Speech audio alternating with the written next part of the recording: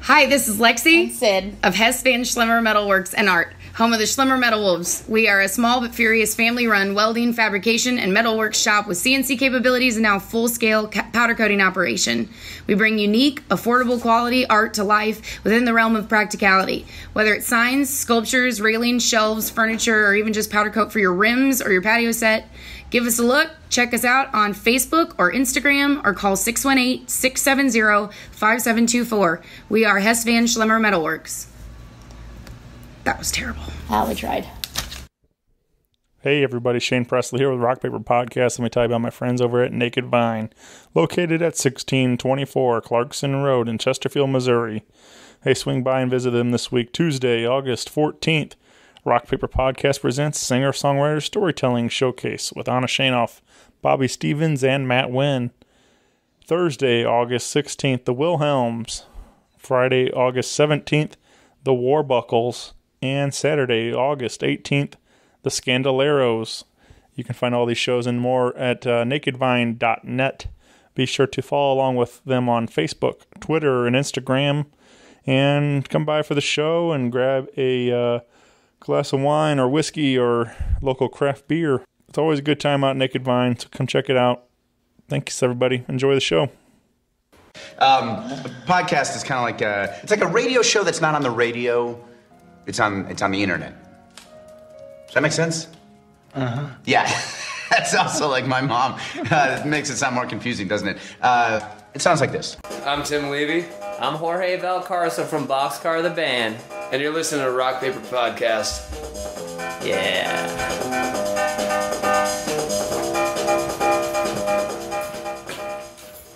Rock Paper Podcast. Rock Paper Podcast. Rock Paper Podcast, y'all. Hey everybody, Shane Presley here, Rock Paper Podcast, coming to you from St. Louis, Missouri.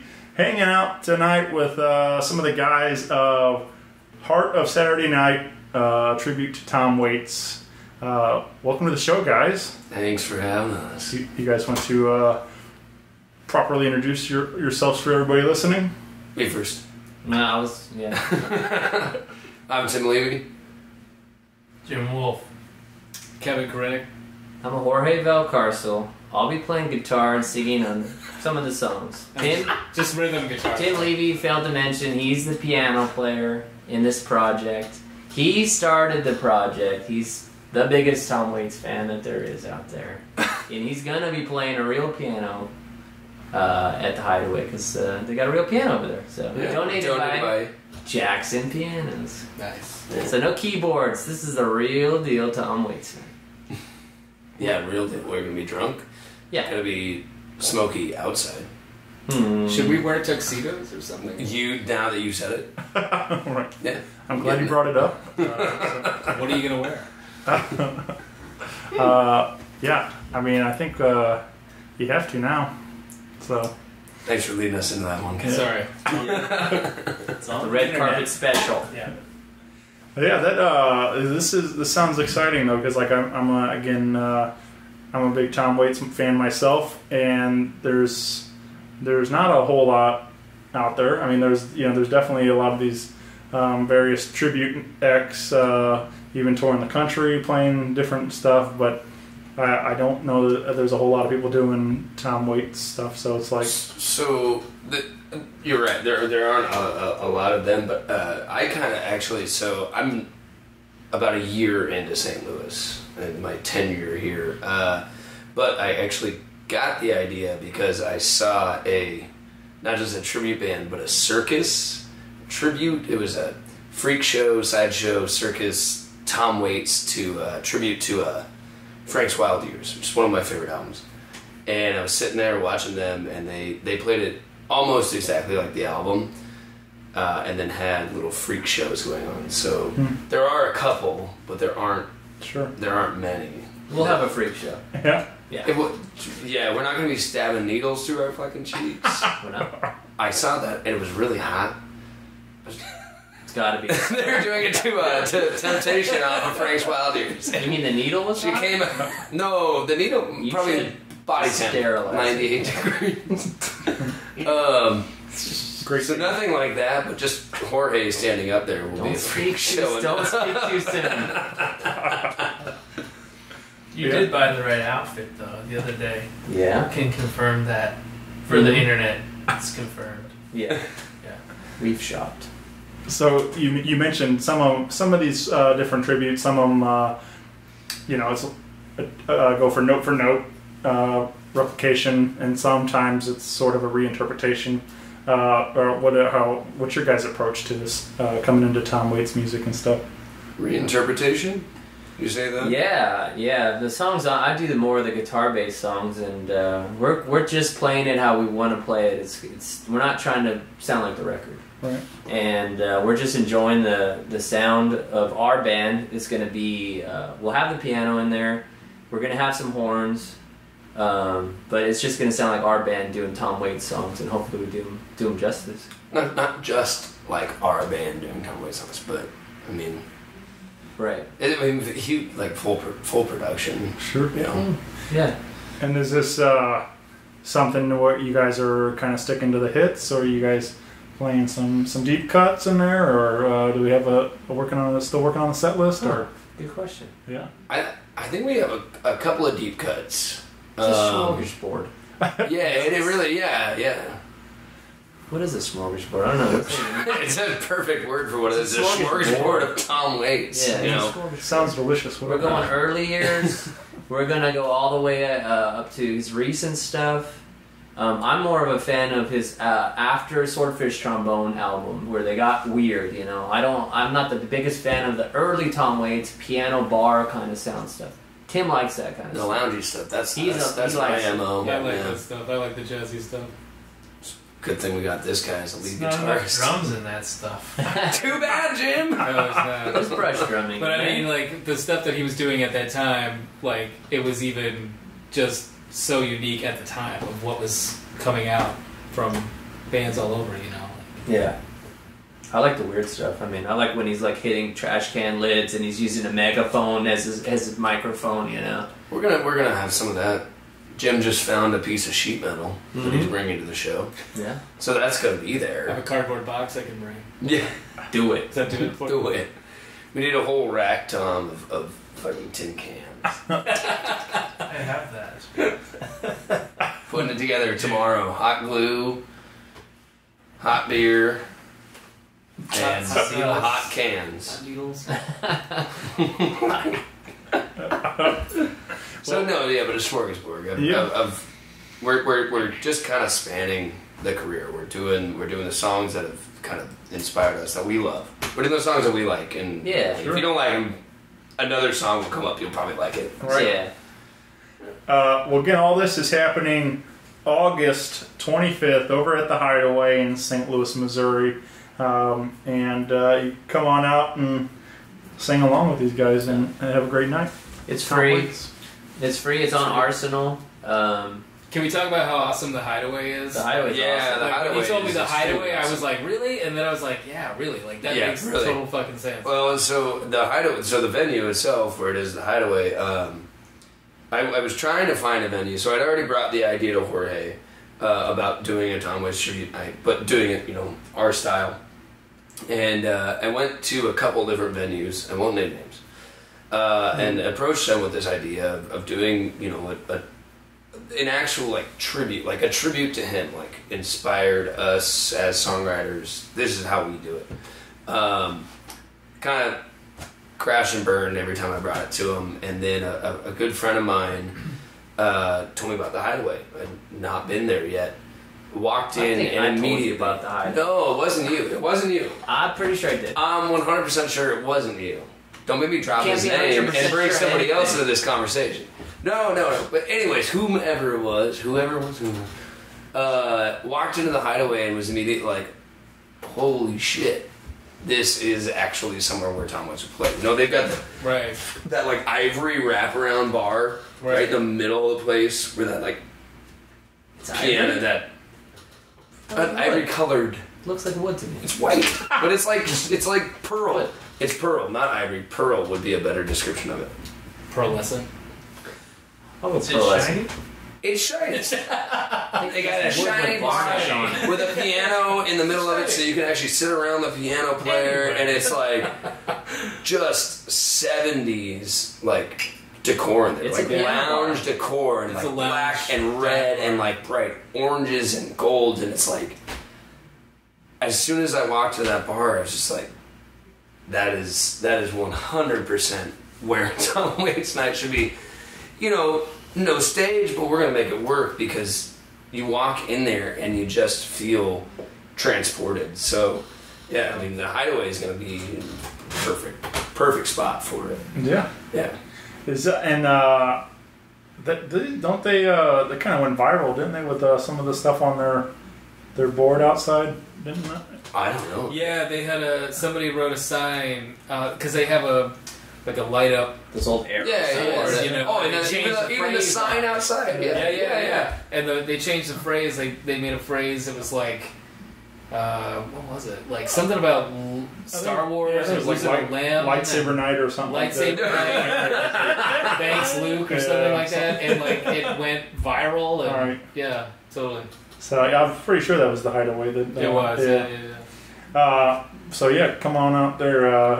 Lightsaber night is not going to be that night, but unfortunately, but maybe it can be. I don't know. Maybe. But if people bring their lightsabers out, I'm not going to be offended by it. I'm going to manage it. Ask the bouncer. Yeah, ask Take the it up with the bouncer. bouncer on the van. So how long has this idea been in the works? I guess where you said you came to Jorge with this idea, but I came to Jorge with it maybe back in 3 months ago. March. Yeah. March, April-ish. Yeah, and I think the first thing that we agreed on about it, because it's taking a while to boil down the set list. I mean, the guy's got hundreds of songs. sure. The first thing we agreed on was that it would be an us production. Like, we're two different songwriters. We're both transplants to St. Louis. You're a transplant to St. Louis. That's Jim. He's pointing to. 'Cause he's you can't see your hand. Is it time for the song? We just all agreed that this would be kind of like how we do it, and it's our way of getting into the community. And Sure. Because St. Louis loves Tom Waits. So how'd you guys? How did this group come to be? I guess do you guys all Yeah. How play did you together? meet Jim? Yeah. How did I meet Jim? Yeah. How did you meet Jim? Well, Megan. Megan's our Megan. I see. Yeah. Megan is our Okay, now it's becoming clear. Yeah, I met Tim at the Gaslight where we hang out because it's like a music studio bar and that's like badass. So, and then we do open mic night there all the time, and there's this girl that comes there all the time. She plays clarinet. She'll play with anybody, you know, and she's really good. And we're like, man, this girl's awesome. And I think what happened was Tim asked her to be in his band, and he was trying to, he's new in town, I'm new in town, he's trying to wrangle together a band. It's hard in this town, we don't know anybody, you know? So he got her in his band. He was trying to get this drummer off of Craigslist or something like that, and the guy just wouldn't show up to practice. So she's like, well, actually, I'm in the Air Force band, and our drummer from the Air Force could come play in your band. And I was like, oh, that's pretty awesome. So they played out a night at St. Louis all together, and it was Jim, who's in the Air Force. He's the Air Force drummer, audio guy. Megan's the Air Force. This is the Air Force band. It was the Air Force bassist showed up, and I was like, man, these guys are pretty good. Well, yeah, no, because then I lost a bassist as well. So I lost a. You lost your whole band. I lost the whole band. My whole Craigslist band just fell apart. And I had Megan. Megan was my constant. She was like, oh, here's an incredible drummer and an incredible bassist. Yeah. And then I was like, I want to steal that drummer, and I did. And that's Jim over there. So it worked out pretty good because Jim was willing to be in two bands. And he also plays the Casio tone keyboard. And that's him on the Casio tone there. We're going to have to pull a plug on him here. But, and then it just became like a musical community, you know? So Yeah, we're kind of... We We're putting share together musicians. a little bit of a camp. Tim's in a band, I'm in a band, and we have our own bands, and then we thought, let's do a Tom Waits night too, because we love Tom Waits, so we're just making music, you know? It's like almost like Brady Bunch or something over there. Yeah. Was that good? No. There was a man, his name was Timmy. Except we're not married. Are we gonna and find Jim's out not our that baby. one of We us is might our be brother? married, though. Are we brothers, Kevin? Yeah, and Kevin. Yeah, Kevin- Movie. Oh, Is yeah. Kevin and Jim Is are Kevin my brothers. baby? Oh no, they find out they're not brother and sister. Oh, Jim's my baby. Okay, so Kevin's my baby. Kevin I'll would be- take Kevin. Well, Kevin is also my baby, Yeah. actually, because I found Kevin. Uh-oh, did we just... That is true. Yeah, so... Wait, I don't got no babies? At this point, I don't know if you do. What am I, like Alice, the housekeeper or something? Yeah, so Jorge's our Alice to this Brady Bunch scenario. Brady Munch? You were talking about getting binders for everything. Yeah, I like to be organized. There's nothing wrong with that. You need to be organized in a band, especially when you're in two bands. You're in two bands. I'm in two bands. Yeah, but we're like a community of musicians. And, you know, hopefully we'll be doing more stuff like this, you know? Especially with our own music, because, you know, that's our primary projects, are our own bands. Mhm. Yeah. Yeah, so let's talk about that. Like, I guess you guys, you were saying you have a band Boxcar, My right? band's Boxcar, and like I said, I stole Tim's drummer off of his band. Right. And Jim's in my band, and yeah, we're working on a new album, and it's coming. We were recording it right here in the living room, which is where we are right now, and it's coming along really good. It feels good to be in a new town, and to already be 1 year in and be in a hot rocking band, playing a big show, Tom Waits show, and having friends that like music, you know, and it seems like it's just going really good so far. And I lived in other towns. A lot of other towns. Some are, when you move in, you feel like they welcome you with open arms, you know? And St. Louis has been like that for me. You know? The last town I was in, San Diego, was not like that. Yeah. You know, it was so spread out, and I couldn't really connect to the music community over there. It just wasn't working. Did you all of you guys can sound? You said you were all transplants here. Did you guys?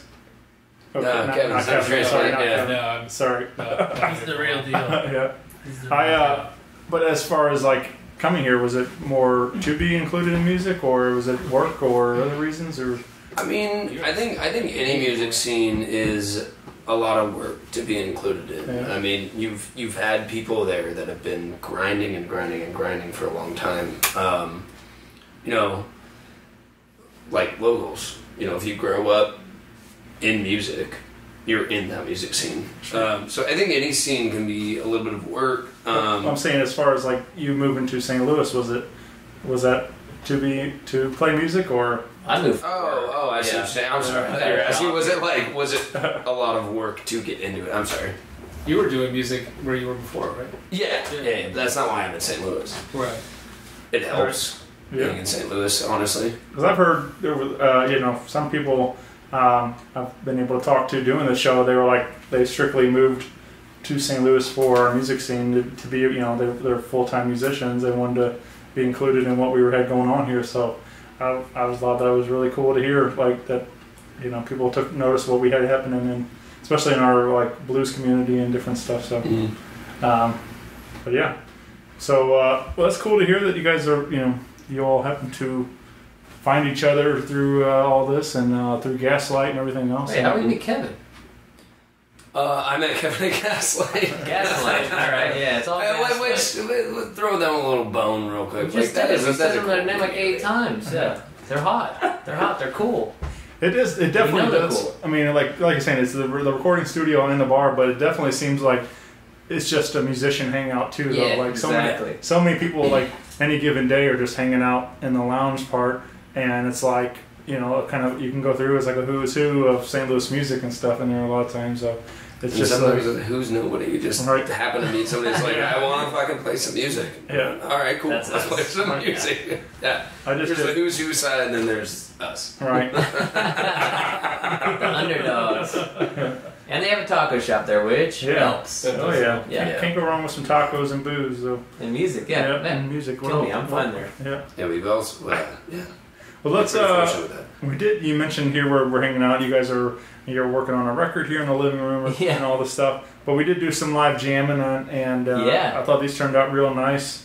We played Blue Valentine live right here in the living room. And so anything you guys want to share around this particular song? I would just say, as far as the what you're gonna get at the Tom Waits night, I'll be doing the songs that sound like this, and Jorge is gonna, this is like a good example of our different styles. That's a Tim song. Yeah. That's a Tim song. Tim song. The other one's a Jorge song, for sure.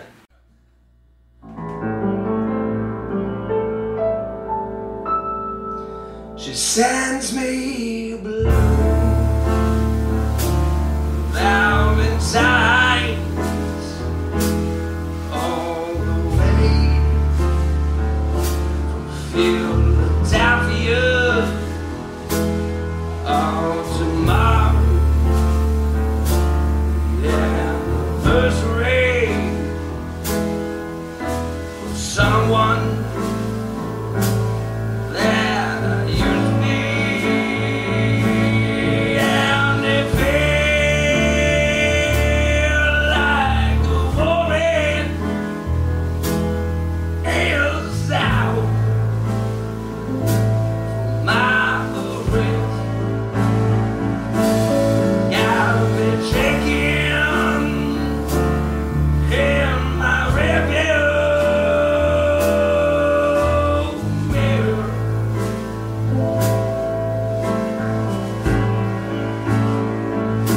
That's why I'm always on the run. That's why I changed my name. And I didn't think you'd ever find me to send me blue valentines. I have got dreams like a pebble in my shoe as I walk these streets.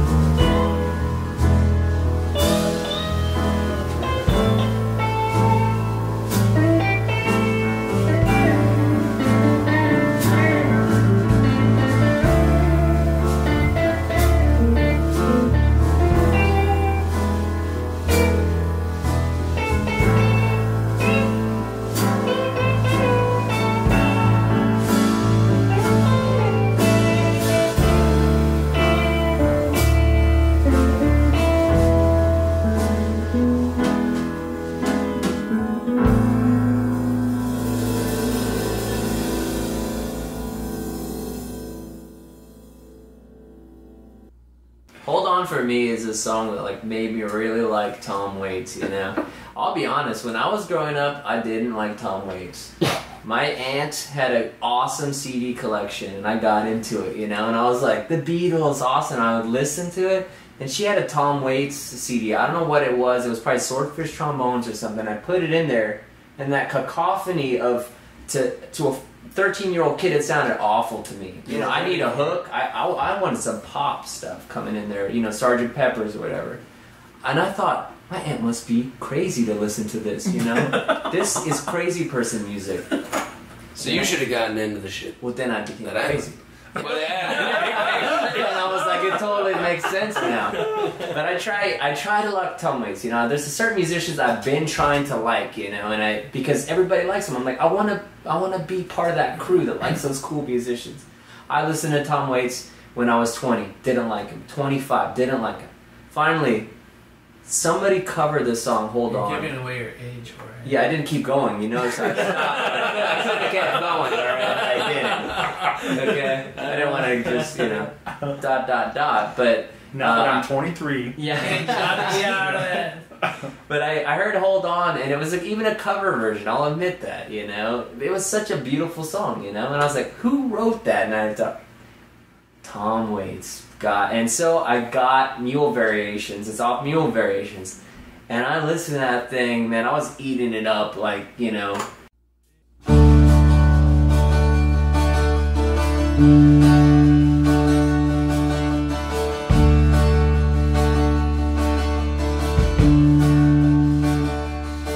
They hung a sign up in our town. If you live it up, you won't live it down. So she left Monte Rio sun, just like a bullet leaves a gun. With the Chaco hair and the Monroe hips, she went and took that California trip. Where the moon was gold and her hair like well. She said, don't look back or just come on, jam. You got to hold on, hold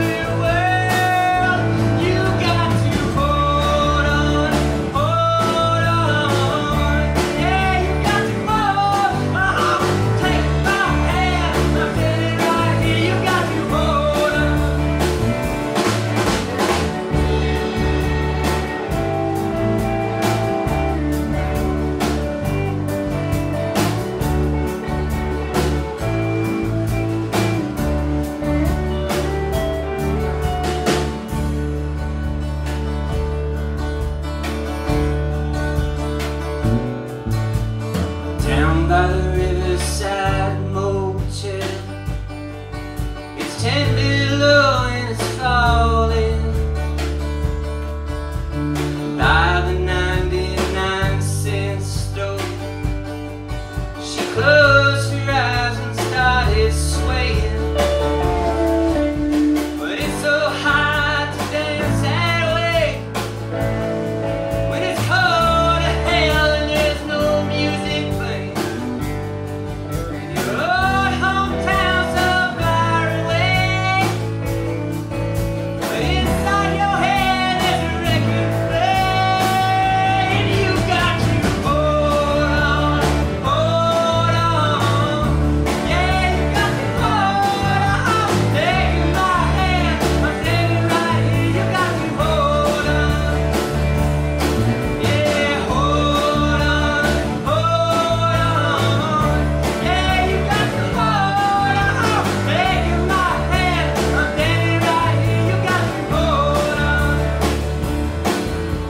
Take my hand, I'm standing right here. You got to hold on. Yeah, taking my hand, I'm standing right here. You got to hold on. Take my hand, I'm standing right here. You got to hold on.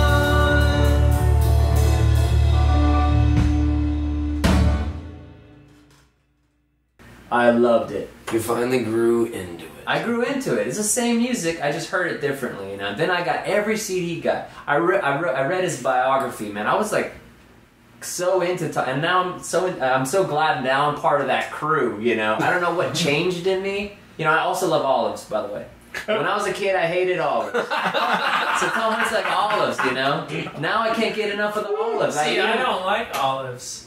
You But will grow maybe into I will olives. Grow into them. Okay, I hope you do grow into them because that's what grown-ups eat. The olives, they're delicious, you know.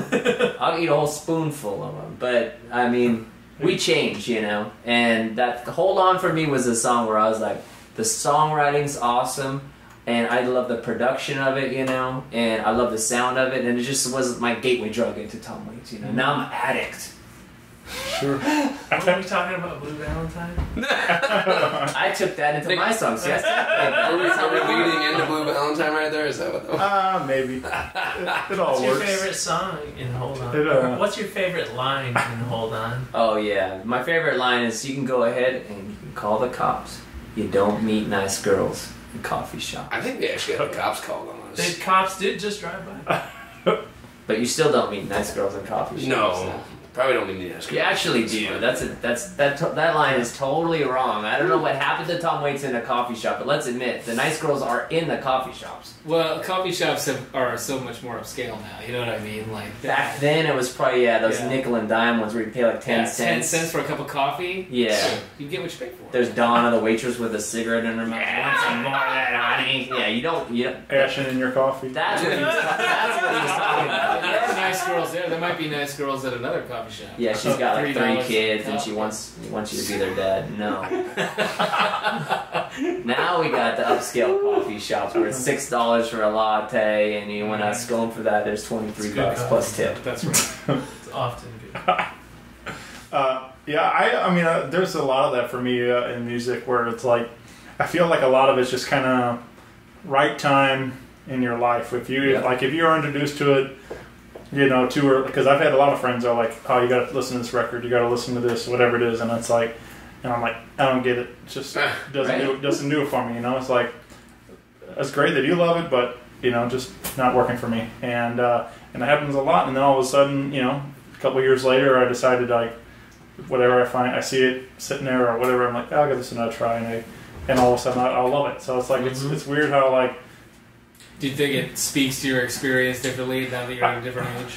Well, I think it's like sometimes you have to like live a certain amount of life to get the references in these songs and different stuff like that. You know, it's like if you're too young to know what they're even talking about, well then it goes right over my head and kind of thing. So once you live a little life and then you can come back and listen to it and you can relate more to what, especially as songwriters, I think. But like, it's like that song. Wasn't it? Who Let the Dogs Out? Oh, sure, yeah. Whoa. Not an appropriate song for children. It just didn't relate to it. And when you go back and re-listen to those lyrics, you're like, that's just rude. Exactly. I think that's a fine example. Yeah. I mean, that's pretty much, that's quality writing.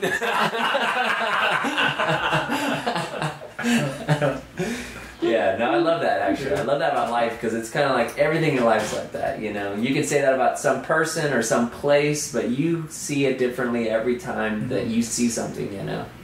I think it was Heraclitus that said that you can never step in the same river twice because the river changes and you change too.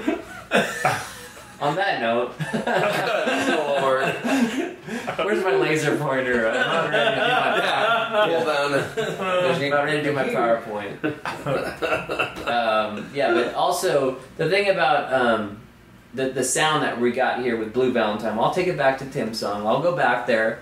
Is that it's that real piano sound, and I might not be the biggest fan of early Tom Waits, but I love piano songwriting, you know, and it's awesome.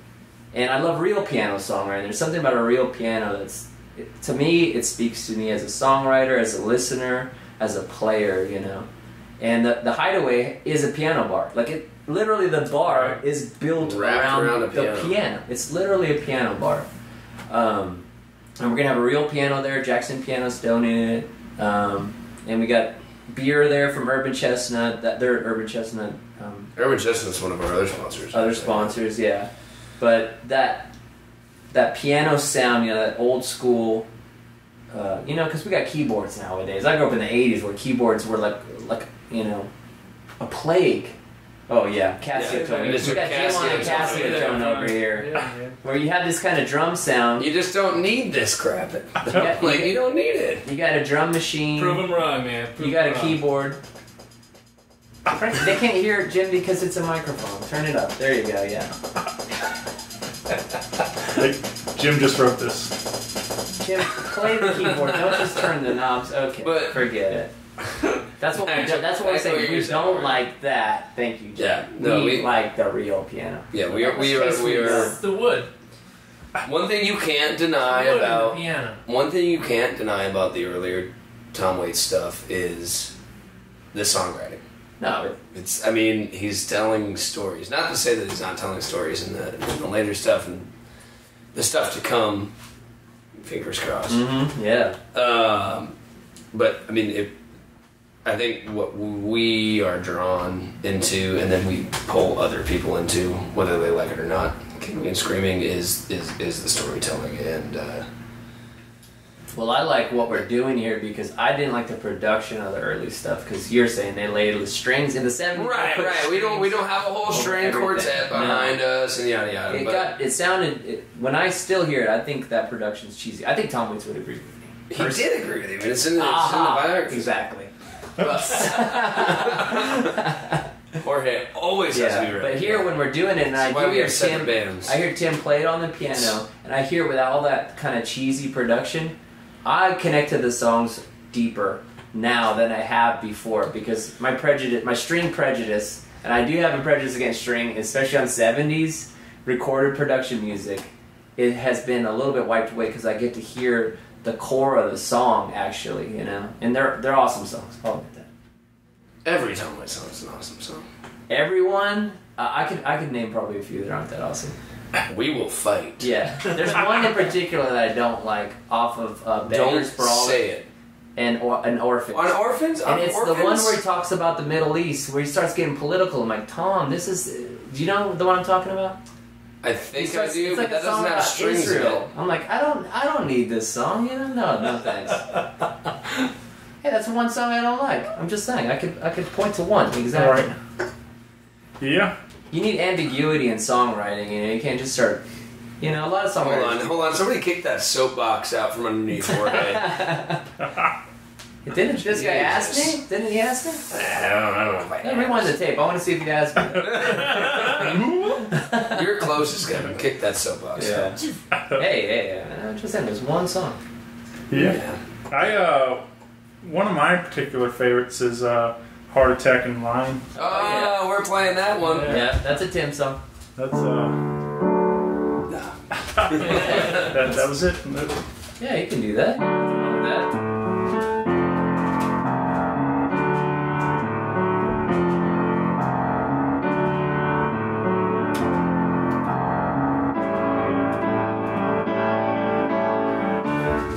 That's it.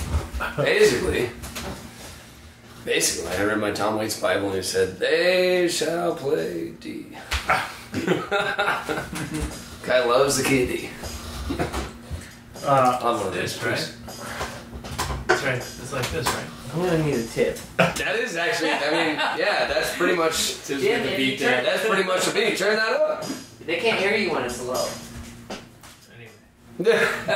Bring that beat back. One of the best drummers I've ever had the opportunity to play with, and I'm not trying to flatter you, maybe quitting the drums to play the Casio tone, which is the most pressing thing. It might be his calling. He is pretty It good. might be his calling. So what's one thing, of anything, that you learning this material now and playing it, like, is there anything like certain songs that deceivingly hard to learn or anything like that, or any of the stuff like that you were surprised by when you learning it?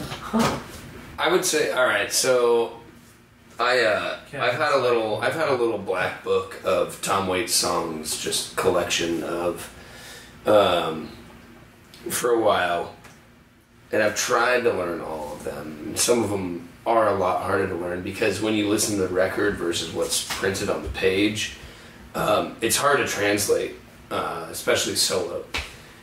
And then even when you bring other musicians in, you're like, listen to this. And they're like, how do I play that? That sounds like it's in a basement that became a chapel, like recorded through a tin can. So a lot of the songs are really hard to learn to make them sound Unique. Like well, no, exactly. No, it's hard to make them sound exactly the same as what you hear on the record. So I would say almost most of the songs are hard to they're hard to reproduce.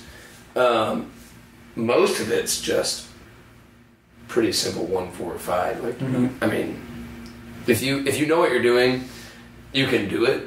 But to make it sound exactly the same, I would say the hardest one is Jockey Full of Bourbon. The Latin stuff. Because it's really hard. I mean, the Latin. Congas. The congas and the bossa nova beats. Maybe and after stuff. this, someone will bring us congas. Yeah, we could use some. We could really use some congas. We get a conga sponsorship That's here. perfect. Does that even exist? I'll buy that. But yeah, no, I would say kind of the more intricate beats because he does play around a lot with rhythms. We are doing some of the more rhythmic ones, so it's going to be a very danceable night. But yeah, I'll be dancing. But those are probably the hardest ones. Those are the hardest ones to learn. I mean, all the chords, all the instrumentation is actually really straightforward. But just because none of us play that style of music very often, it's the hard part. It's not that, as per Latin music, that's pretty standard, but we don't play it all the time, so it's more difficult than it should be. We'd probably be better off playing like a Bob Dylan cover night. I would certainly be better. Just 4/4 folk style. I mean, but no, we're trying to get in February. Probably doing it. Yeah, probably. I mean, we are trying to get a little bit more intricate with it, especially with those songs that are already more intricate on the albums. So anything with like that, because we don't want to disappoint anybody either. Right. So what you said Bob Dylan, but is this like a one-off Fast Tom Waits, or are you guys gonna see how it goes, or are you gonna try doing a Bob Dylan night the next time, or how? Or what? Or, no. It almost feels like we should probably do like a yearly Tom Waits. Yeah. Maybe possibly. We'll see how this one goes. Yeah. Tom Waits Festival, at the Hideaway. Probably Bruce Kelly Sousa's. Springsteen next time. Oh, there we go. We got the boss right there on the wall. Yeah, There we go. He's sitting right behind Tim right now. Yeah, Boss is always sitting behind me. I think we're gonna start. you don't have to change the vocals too much. Not a whole lot. Gotta clean them up. Telecaster. It's that same range. That's all you need is a good telly. As far as tribute/cover nights go, I mean, we'll see how this one goes, and typically we're playing original stuff with our two bands that kind of cross over, with our Brady Bunch of a band, bands. I never mind throwing a cover in every now and again, depending on how long the show is. It is definitely doable. I mean, if people really enjoy it, and I mean, who knows? Sure. Who knows? Yeah. I know there have been a few people daring enough to try Tom Waits. It's not easy. It's not an easy thing to do, right. Tom Waits. But if people are really into it and they think that we do all right, then yeah, why the fuck? I think the first time I jammed with you guys and we jammed together, and you were on piano, which I wasn't prepared for. I didn't know you were a piano player. But then you like started singing. And I was like, oh shit, like these guys are really gonna play a show. Like this sounds legit. Legit Tom Waits night, you know what I mean? You thought we were just trying to get you to bring free beer to the band practice. Who brings a six-pack? Yeah. Who brings a six-pack to That wasn't me. That was somebody else did bring it. So, yeah, for future musicians out there, if you're going to band practice, don't bring a six-pack. Bring a kegger. It comes in larger sizes at the liquor store if you didn't know.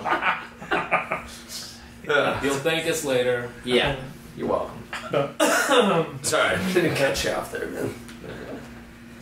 Well, very cool. Again, everything happening August 25th at the Hideaway. I guess are we just doing? Well, you said it's free, right? So it's free. Yeah, it's free. Yeah. I didn't know it was free. It's free. It's free. Well, it's $5 for you. Dude, I'm out.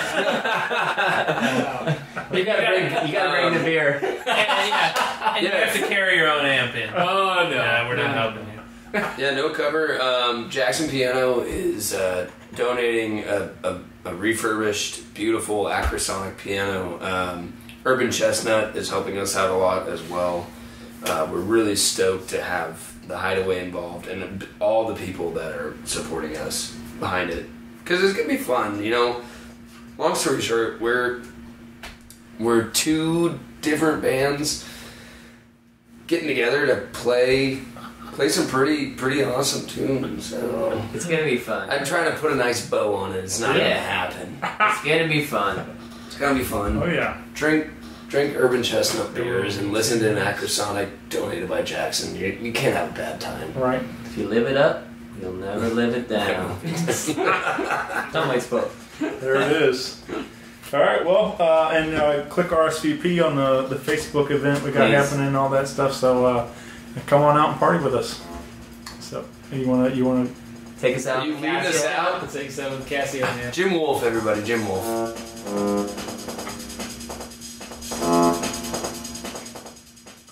I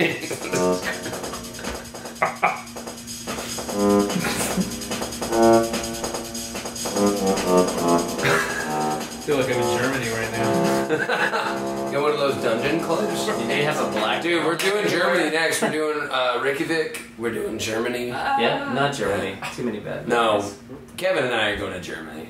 Well, can we do Reykjavik? It hurts too much. Yeah, we'll do Reykjavik and we'll go to Germany. Dungeon clubs? What's up? Dungeon clubs? Oh yeah, dungeon clubs. Yeah. You guys are gonna end up in jail, in like a Euro jail. You're gonna make a movie out of it. Yeah. And they were never seen again.